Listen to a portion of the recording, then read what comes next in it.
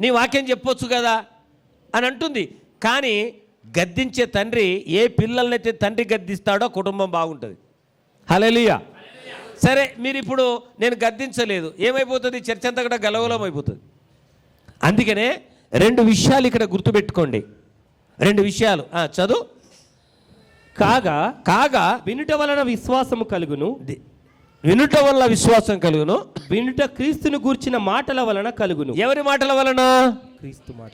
చెప్పండి క్రీస్తు మాటల వల్ల అని చెప్పండి. క్రీస్తు మాటల వలన ఏమొస్తుంది మనకు? విశ్వాసం. చెప్పండి, ఏమొస్తుంది? విశ్వాసం. Praise God. హల్లెలూయా. హల్లెలూయా. ఈ విశ్వాసం ఎక్కడ తీసుకెళ్తుంది మనలను? పరలోకానికి, పరలోక రాజ్యాన్ని తీసుకెళ్తుంది. So praise God. హల్లెలూయా. దేవుడు మీకు ఏమి ఇచ్చాడంటే ఒకటే చెప్పండి, దేవుని నమ్ముకున్నామంటే మనంత ధనవంతులు, మనవంత అదృష్టవంతులు ప్రపంచంలో ఎవరు లేదు. Praise God. హల్లెలూయా. ఏది ఉన్నా ఇక్కడనే, కానీ ప్రభుని నమ్మితే అన్ని అక్కడికి వెళ్తాయి. ఆమేన్. పాస్పోర్ట్ అవసరం లేదు, టికెట్ అవసరం లేదు. దేవునికి స్తోత్రం కలుగును గాక. హల్లెలూయా. హల్లెలూయా. హల్లెలూయా. అందుకనే వినుట వల్ల విశ్వాసం. దేవుని మాటలు శ్రద్ధగా వినాలా. ఈ కీర్తనలు ఏముంది?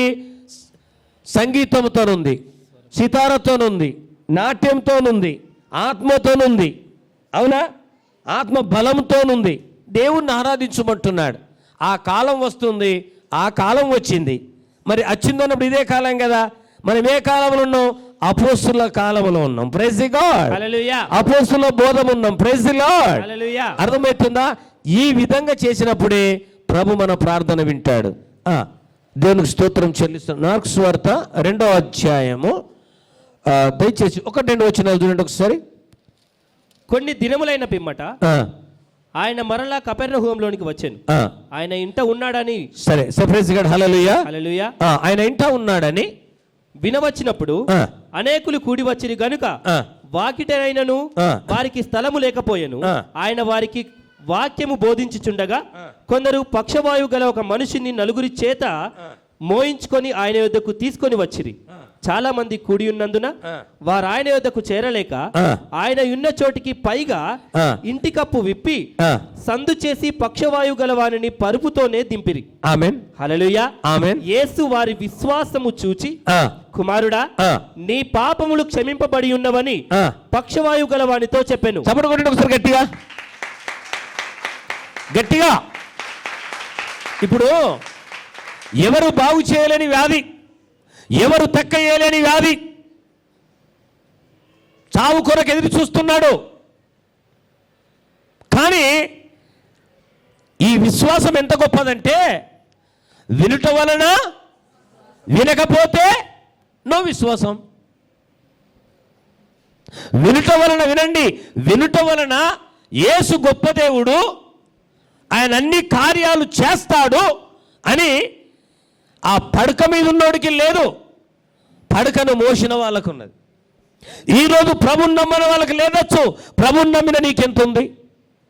నువ్వు ఎన్ని గంటలు దేవుని ఆరాధిస్తున్నావు? నువ్వు ఎన్ని గంటలు దేవునితో గడుపుతున్నావు? నువ్వు ఎన్ని గంటలు ప్రభును స్తుతిస్తున్నావు?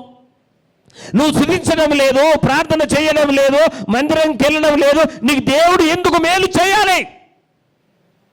చేయడు. ఆరాధించే వాళ్ళే అవసరం, విశ్వాసించే వాళ్ళే అవసరం, దేవుని వెంబడించిన వాళ్ళే అవసరం. వారి నిధులు నింపుతా అంటున్నాడు. ఈయన సావు కొరకు ఎదురు చూస్తే 4 వ్యక్తులు మంచం తీసుకొని వచ్చి ప్రభు దగ్గర దిస్తే ప్రభు ఒక మాట అన్నాడు, నీకున్న విశ్వాసం బట్టి. వారికి విశ్వాసం ఎక్కడిది? వారి గుడికి వెళ్ళడము, దేవుని ఆరాధించడము, దేవుని మహిమపరచడము, దేవుని వాక్యానికి లోబడ్డారు, సేవకుని మాట లోబడ్డారు, సేవకుని వాక్యానికి లోబడ్డారు. కనుక వారిలో విశ్వాసం పెరిగింది. ఆ విశ్వాసం ఆ పడకలో ఉన్న మనిషిని లేపింది. Praise God. హల్లెలూయా. ఈ రోజు నీకున్న విశ్వాసం ద్వారా నీ గల్లీలో ఉన్న, నీ ఊరిలో ఉన్న, నీ బంధువులో ఉన్న వారు లేచి గంతులెయ్యాలి. దట్ ఈస్ విశ్వాసం. Surprise God. Hallelujah. That is ఆరాధన. దట్ ఈస్ దేవుని యొక్క శక్తి. అది పరిశుద్ధాత్మ శక్తి. అది దేవుని యొక్క అగ్ని. రబా నిఖోషిక రంద నిఖొల్లు రాబా. ఒకసారి గుండెల మీద చేసుకోండి. విశ్వాసం ఎంత ఉంది, అవిశ్వాసం ఎంత ఉంది? దాని వలనే సంఘం అభివృద్ధి కావాలన్నా, సంఘాలు కట్టాలన్నా, బైపాస్ 100 ఎకరాలు కట్టాలన్నా మనకున్న విశ్వాసం బట్టి దేవుడు కార్యం చేస్తాడు. సర్ప్రైజ్గా హల్లెలూయా, హల్లెలూయా. సంఘమంతా కూడి ప్రార్థించినప్పుడు చెరసాల రద్దలైంది. అర్థమైన సంఘమంతనా? ఎవరైనా సంఘమంతా కూడి ప్రార్థించినప్పుడు ఈ విషయాన్ని మీరు గుర్తుపెట్టుకోవాలని నేను ప్రభువును మనం చేస్తున్నాను.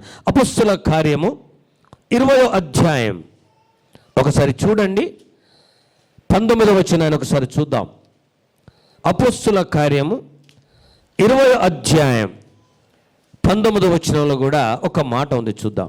యూదుల కుట్రల వలన నాకు శోధనలు సంభవించినను కన్నీళ్లు విడుచుచు పూర్ణమైన వినయ భావముతో నేనేలాగున ప్రభువును సేవించు. ఎంత శోధన వచ్చినా నేను ప్రభువును ఎలాగూ సేవించుతునో మీకే తెలియను. మరియు ప్రయోజనకరమైనది ఏదియు. శోధన నీకు ఎంత వస్తుందో నువ్వు అంత దేవునికి సమీపంలో ఉండాలా. నువ్వు ఆరాధించడం నేర్చుకో, నువ్వు దేవుని మహిమపరచడం నేర్చుకో. 1 కొరింథీ రాసిన పత్రికలో 14వ అధ్యాయం చూడండి ఒకసారి. మీ కొన్ని వాక్యాలు దేవుణ్ణి ఎలా ఆరాధించాలనే విషయాన్ని మీరు నేర్చుకోండి. 1 కొరింథీ 14వ అధ్యాయం 15వ వచనం. 14-15 వచనం. కాబట్టి ఆత్మతో ప్రార్థన చేతును. ప్రైజ్ గాడ్, హల్లెలూయా, హల్లెలూయా. ఇక్కడ 4-5 స్టెప్స్ ఉన్నాయి. మీరు ఒకటి మేము అడుగుతాను, ఆరాధన ఎలా చేయాలో మీకు అర్థమైందా? ప్రైజ్ గాడ్, హల్లెలూయా. ఎలా చేయాలా? ఆత్మతోను సత్యముతోను. అరే పోడా ఇటు ఆవురా అని ఆరాధన చేస్తారా? పవిత్రం. ఎవరితో మాట్లాడుతున్నావు?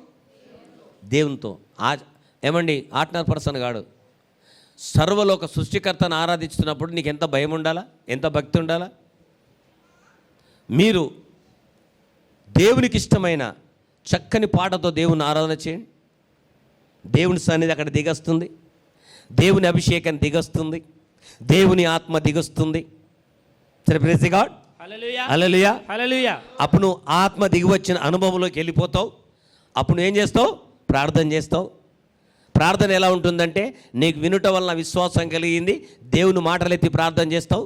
అప్పుడు నీ రోగం వెళ్ళిపోతుంది, నీ అప్పులు వెళ్ళిపోతాయి, నీ బాధలు వెళ్ళిపోతాయి, నీ సమస్యలు వెళ్ళిపోతాయి.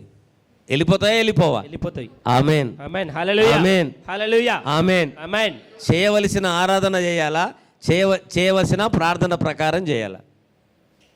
ఇంగ్లీష్ ఎగ్జామ్ అమ్మగారు ఉన్నారు, ఇంగ్లీష్ ఎగ్జామ్ పెట్టారు. ఇంగ్లీష్ ఎగ్జామ్ రాయకుండా తెలుగు ఎగ్జామ్ రాస్తే మార్కులు వేస్తుంది అమ్మ? ఏం చేస్తుందిరా? మీ ఇంగ్లీష్ టీచర్ ఎగ్జామ్ పెట్టింది, ఇంగ్లీష్ ఎగ్జామ్, నువ్వు తెలుగు రాస్తే ఏమొస్తుంది? అన్నీ ఏమొస్తాయి? జీరోలు వస్తాయి. చేసే విధం ఆరాధన చేయకుండా, చేసే విధంగా ప్రార్థన చేయకపోతే నీ ఇష్టం వచ్చినట్టు చేస్తే కాదు, దానికి ఒక విధానము, ఒక పద్ధతి ఉంది. ప్రైజ్ గాడ్, హల్లెలూయా, హల్లెలూయా, హల్లెలూయా. మోషేకు దేవుడు ఏమన్నాడు? నీవు కొండ మీదకి వస్తున్నావు మోషే, ఆ కొండను ముట్టొద్దు, ఆ కొండ దగ్గరికి రావద్దు, దాన్ని ఎవరు టచ్ చేయొద్దు, ఎవరు ఎక్కద్దు. ఈ నిబంధన పెట్టాడు. అర్థమవుతుందా? వాస్తవం చెప్పాలంటే ఈ పులిపూటం అన్నది చాలా పవిత్రమైనది. ఇది ఆ కొండకు సాదృశ్యం. అర్థమవుతుందా? కనుక ఆ దేవుడి మాట ఎవరైతే విన్నారో మన 10 ఆజ్ఞలు వచ్చినాయి, లేకుంటే వచ్చేటి కానే కావు. తప్పుదోన ఆ కొండ దగ్గరికి పోతే చనిపోతారు తప్ప ఎవరు కూడా బ్రతకరు. చదవండి దయచేసి. కాబట్టి ఇక్కడ మీరు జాగ్రత్తని ముగింపులోకి వస్తున్నా. కాబట్టి ఆత్మతోను ప్రార్థన చేతును. ఎలా ప్రార్థన చేయాలండి? ఆత్మతో ప్రార్థన చేతును. మీరు చెప్పకండి, దేంతో ప్రార్థన చేయమన్నాడు? తిట్టుకుంటా ఏమన్నాడా? గునుక్కుంటా ఏమన్నాడా? సనుక్కుంటా ఏమన్నాడా? ఎలా చేయమన్నాడు ప్రార్థన? చెప్పండి ఒకసారి. చూడండి, 2 విషయాలు చెప్తున్నాను. ప్రార్థన చేసే ముందు ఇద్దరికి పడలేదనుకో, ప్రభువా ఆడు పొలమంతా నాశనం కానీ, ఆడు పొలమంతా ఎండిపోని ఆయన నువ్వు ప్రార్థన చేస్తే వాడు పొలములు అడ్లు బాగా వెళ్తాయి. మీకు అర్థమైందా? దేవుడు బిలాముకి ఏమిచ్చిండు?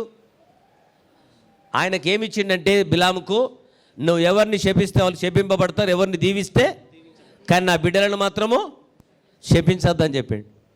డబ్బుకు ఆశపడి దేవుని బిడ్డలను శపించడానికి ఈయన శపించిన కొద్దీ అలా ఆశీర్వదింపబడుతున్నారు. ప్రైజ్ గాడ్, హల్లెలూయా. మనము క్షమించే హృదయం లేక నీ పొలం ఎండిపోయినా అనుకో, పొలంలో పంట ఎక్క పడుతుంది. ఆడు కొడుకు ఫెయిల్ అవునంటే ఆడికి ఎక్క మార్కులు వస్తాయి, నీకు తక్క మార్కులు వస్తాయి. Praise God. ఎప్పుడే కానీ ద్వేషము, పగ, కలహంతో కూడుకున్న ప్రార్థన మన లైఫ్లో ఉండొద్దు. ఎందుకు? దేవుడు కొట్టే వాళ్ళకి గీపిచ్చాడు, ముండ్ల కిరీటం పెట్టే వారికి తల ఇచ్చాడు, మేకులు కొడితే చేతులు ఇచ్చాడు, కాళ్ళకు మేకులు కొడితే కాళ్ళు ఇచ్చాడు, పక్కల ఓడుస్తుంటే పక్కిచ్చాడు, వీపులో కొడుతుంటే 35 కొరడల దెబ్బ వీపునిచ్చాడు, ఉమ్మేస్తానంటే ముఖం ఇచ్చాడు. ఇంకేం కావాలండి? ఆఖరిలో ప్రాణం ఇచ్చాడు, తిరిగి లేచాడు. ఈరోజు నువ్వు ప్రభువును వెంబడిస్తున్న నీవు మన హృదయం ఎలా ఉండాలో ప్రార్థన? ఆయన క్షమించాడు కనుక తండ్రి అతను ఉన్నత స్థానంలో నిలబెట్టాడు.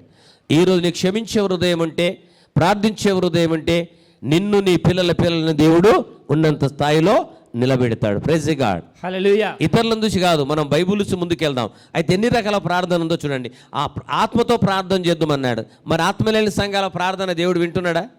లేదు. మీకు విషయం తెలుసా? 2 రకాల ఆశీర్వాదం ఉంటుందండి. ఒక చిన్నదానికి దయ్యం పట్టుకుంటుంది. ఏం దయ్యం అది? అవునా? అదేం చెప్తుంది అది? వినండి. ఆమెకు ఆ దయ్యం పట్టుకున్నది. ఎవరికి? చిన్నదానికి. దయ్యం పట్టుకున్న దగ్గర ఏం చేశారు? గలపెట్ట పెట్టారు. Praise God. ఆమె పునుకని చెప్తుంది, డబ్బులు చేడి వస్తున్నాయి. మీకు విషయం తెలుసో తెలీదో, సాతాను కూడా భయంకరమైన చమత్కారం చేస్తాడు, చాలా చేస్తాడు. పేర్లు చెప్తాడు, మీ జాతకం చెప్తాడు. ఎందుకంటే వాడు సాతాను కదా. సాతాను ద్వారా డబ్బులు కూడా బాగా సంపాదించుకుంటారు. కానీ వాడు సర్వలోకాన్ని సంపాదించుకుంటాం, ప్రాణం తీసుకుంటే వాడికి ఏమి ప్రయోజనం. కానీ మనము సర్వలోక సృష్టికర్తను నమ్ముకున్న కనుక మనకన్నా ధనవంతులు ఎవరు? నేనైతే ఫీల్ అవుతానండి. చాలామంది అంటారు కదా, మన ఏదో యూట్యూబ్లో పెట్టారు, ఆయన వాచ్ 200-300 కోట్లు అంటే, నాకు అందరికనక కాస్ట్లీ వాచ్ ఉన్నది. ఆమె ఏసయ్య నా కొరకు మంచి వాచ్ పెట్టిండు, నా కొరకు కారు పెట్టిండు, నా కొరకు ఇల్లు పెట్టిండు, నా కొరకు పెద్ద అపార్ట్మెంట్ ఉంది, ఏమండి పెద్ద ప్యాలెస్ ఉంది, నా కొరకు దేవదూతలు ఉన్నారు, నా దేవుడు నా కొరకు ఉన్నాడు, నా ఇల్లు, నా ఎంజాయ్మెంట్ ఎక్కడుంది? పరలోకంలో. నా అంత సంతోషం వరకు లేదు. అందును బట్టే నేను ఇంత ఆనందంగా ఉన్నాను. Praise God. హల్లెలూయా. అర్థమైందా? ఎప్పుడు కూడా నాకు లేదు అని ఎప్పుడు అనలేదు నేను. దేవుని స్తోత్రం. హల్లెలూయా. నా కొరకు అన్నీ ఉన్నాయి. నా కొరకు చెప్పండి, మీరు అందరు చెప్పాలి, నా కొరకు అన్నీ ఉన్నాయి. నా కొరకు అన్నీ, మనందరి కొరకు అన్నీ ఉన్నాయి. Praise God. హల్లెలూయా. హల్లెలూయా. అందుకని ఈ ఆత్మలేని సంఘాలన్నీ కూడా ఆరిపోతాయి. ఆత్మలేని సంఘాలు ఏమైతాయి? గట్టి చెప్పండి, టీవీలో పడతాయి, ఇందులో ఆరిపోతాయి. ఆత్మలేని సంఘాలు ఆరిపోతాయి, ఆత్మ ఉన్న సంఘాలు వెలిగింపబడతాయి. దేవునికి స్తోత్రం కలుగును గాక. హల్లెలూయా. ఎవరన్నా ఆత్మలేని సంఘాలు ఉంటే ఇప్పుడన్నా మీరు కళ్ళు తెరండ్రా బాబు. దేవునికి స్తోత్రం కలుగును గాక. Praise God. హల్లెలూయా. హల్లెలూయా. చదవండి. కాబట్టి ఆత్మతో ప్రార్థన చేతును. బాబు బలగలపండి. కాబట్టి ఆత్మతో ప్రార్థన చేతును, మనసుతోనూ ప్రార్థన చేతును. చూడండి, ఆత్మతో ప్రార్థన చేయాలా? రెండోది మనసుతో. అమ్మ ఏనండి, రెండోది ఏం చెప్పండి? చెప్పాలి, మీరు నేర్చుకోవాలి ఈరోజు. అవునా? ఇప్పుడు మనసు ఉంటే మార్గం ఉంటుంది. ఇంటికి సుటం వచ్చిండు అనుకో, మనసు ఉండాలి. మనసు ఉంటే ఏం చేస్తారు? మీకు నచ్చిన పంటను, నీకు నచ్చిన వంటను చేస్తారు. మనసు లేకపోతే ఏం చేస్తారు? ఏ అమ్మా, మా అక్కడి బంధువులు వచ్చారు, ఇంత చికెన్ అనండి. ఎక్కడుందండి చికెను? చింతపడి చారు ఉందని చేసి పెడతారు. ఇప్పుడు నేను చెప్పాను, మీకు గుర్తుందా? ఇలా తోడుకో జాగ్రత్తగా ఉండాలి. Praise God. హల్లెలూయా. ఎందుకనంటే నాకు జరిగింది ఒక విషయం. నవిపేట దగ్గర ఒక ఊరుందన్న, అక్కడికి నన్ను తీసుకెళ్ళారు. అయ్యగారండి, మీ కొరకు 3 సంవత్సరాలు చూస్తున్నాను, నన్ను దేవుళ్ళ తీసుకుపోయారు. ఏమండి, వాళ్ళ ఇంటికి వెళ్ళాను. అబ్బో, ఇంటికి వెళ్ళిన తర్వాత పాపం ఆయననే నిలబెట్టిపించి నా కాళ్ళన్నీ కడిగిండు. అద్దు బాబు అని నేను కాళ్ళు గడిపోతానే చచ్చిపోతా అంటాడు. ఒరే దేవుడా, సరే నువ్వు సావగాని కడగన్నా. కాళ్ళు కడిగాడు, టవల్తో దుడిచాడు, ఇంట్లోకి తీసుకుపోయిన తర్వాత ప్రేయర్ అయిపోయినాక కూర్చుండబెట్టి తిందామని కూర్చుండబెట్టాడు. నేను ఏమండి ఆమె ముఖం చూశాను. ఎందుకంటే దేవుడు నాకు ఒక వరం ఇచ్చాడు. సూచన గుర్తుపడతాను. మీరు అనుకుంటారు ఏమన్నా, మిమ్మల్ని A to Z స్కాన్ చేస్తాను నేను. దేవుడు నాకు ఆ వరం ఇచ్చాడు. Praise God. హల్లెలూయా. మీకు అర్థమవుతుందా? చూడగానే ఆమె ముఖం చూసి నాకు అర్థమైపోయింది, ఏదో కథ తేడా ఉన్నదని అని నాకు డౌట్ వస్తుంది. ఎక్కడ వాక్యం కాడ మంచిగా ఉంది, ప్రార్థనలు మంచిగా ఉంది, తిండి కాడ నా పని అయింది అనుకున్నాను నేను. Praise God. హల్లెలూయా. ముఖం కొంత చేంజ్ అయిపోయింది, సంతోషం లేదు. కూర్చున్నాం, అన్నం వేశారు, చింతపండు చారు పోతుంది. నాకు పక్క శత్రువు అది. సైతం తర్వాత రెండో శత్రువు అది. నాతో కాదు నాతోటి ఉన్నది చెప్తున్నాను. మీరు ఎప్పుడన్నా పోయకొని దేవునికి స్తోత్రం. హల్లెలూయా. ఇన్న తర్వాత ఎడికెళ్ళి వస్తారు, ఇక అసలే పోయారు. Praise God. హల్లెలూయా. ఆమె చింతకుండా ఇక ఇక్కడ చూడండి, యాక్టింగ్ చూడండి ఎలా ఉంది తెలుసండి. ఆయన ఇట్లా చూస్తున్నాడు.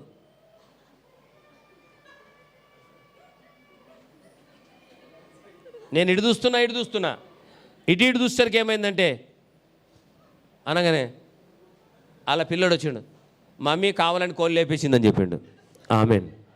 వాళ్ళిద్దరికి ఫైటింగ్ అయిందట. ఆయన కోపం మీద కోడిని లేపేసిందట, తెచ్చిన కోడి లేచిపోయిందండి, అందుకని చేసిన అన్నారు. నేనన్న బ్రదర్ ఏమనకు, ఏదైనా బుక్కలు తినిపోదు, మరి అన్నం తిని అది చేసినాను. ప్రైజ్ గాడ్, హల్లెలూయా. దయచేసి ఆత్మతోనూ ప్రార్థన, ఇంకా మనసు ఉండాలా. ఇప్పుడు ఇంకొక విషయం చెప్తాను, ఒడ్డెటి పిల్ల చెప్పాను నేను. ఇప్పుడు కొంతమంది సరే ఓకే చదువు. ఆత్మతోనూ ప్రార్థన చేతును, ఆత్మతోనూ ప్రార్థన చేతును, మనస్సుతోనూ ప్రార్థన చేతును. మనసు ఉండాలా వద్దా? మనసు దేవుడి మీద ఉండాలా. మీరు ఎప్పుడైతే ప్రార్థనలు ఉన్నారో, రే తలపెట్టినావురా, రే స్టవ్ మీద కూర చూడు, దేవునికి స్తోత్రం కలుగునుగాక, యేసయ్య అని దీవించు, వాడికి పిల్ల వచ్చిందేమో చూడు, ప్రైజ్ లార్డ్, ఎవరేమో తలుపు కొడుతున్నారు చూడు. ఇదంతా నీ ఆలోచన ఏంటుంటుందండి? మీరు చెప్పండి ఒకసారి. ఆ ప్రార్థన దేవుడు వింటాడా? దేవుడు ఏమనుకుంటాడంటే, దేవానికి స్తోత్రం కలుగును కాక దీవించనగా నత్తాడు అనగా నువ్వేం చేస్తావు? కళ్ళు తెరిచి ఆ పిల్ల వచ్చిందేమో చూడంటావు, ఆ ప్రార్థన అంటే అవుతుంది. దయచేసి నువ్వు అనుకున్న సమయం దేవుడికి ఇవ్వు. నువ్వు అనుకున్న సమయం దేవునితో మాట్లాడు. నువ్వు అనుకున్న సమయం దేవుణ్ణి ఆరాధించు. అందుకనే దేవుణ్ణి మనసుతో, ఆత్మతోనూ, మనస్సుతో, రెండవది మనస్సుతోను. ఎంతన్నా కోపం ఉండని, ఏమన్నా ఉండని, భార్య మీద భర్తకున్న, భర్త మీద కోపం ఉన్నప్పుడే కాంప్రమైజ్ అయ్యి ప్రార్థనలు ఉండాలి. ఆయన అదే నాది అనుకున్నావు అనుకోండి, 2 ప్రార్థనలు దేవుని దగ్గరకు. వింటున్నారా? ఫ్యామిలీస్ ఉన్నారు కదా ఇక్కడ. లేక లోపల మనసులో పెట్టుకొని ఆడట్లో అని లోపల పెట్టుకొని మీదికి యాక్టింగ్ చేయకండి. పురుషులైనా స్త్రీలైనా ఆ యాక్టింగ్ దేవుడికి ఇష్టం లేదు. నిజం చెప్తున్నా, ఇష్టం లేదు. దేవునికి యాక్టింగ్ ఇష్టం లేదు, యథార్థం ఇష్టం. నిజంగా చెప్తున్నా. భార్య భర్తలైనా, నేనైనా, ఏదైనా ఒకళ్ళ అమ్మగారు కోపడ్డా అనుకో, సారీ చెప్పాలా, ఆమె కోపడ్డా సారీ చెప్పాలా. అప్పుడు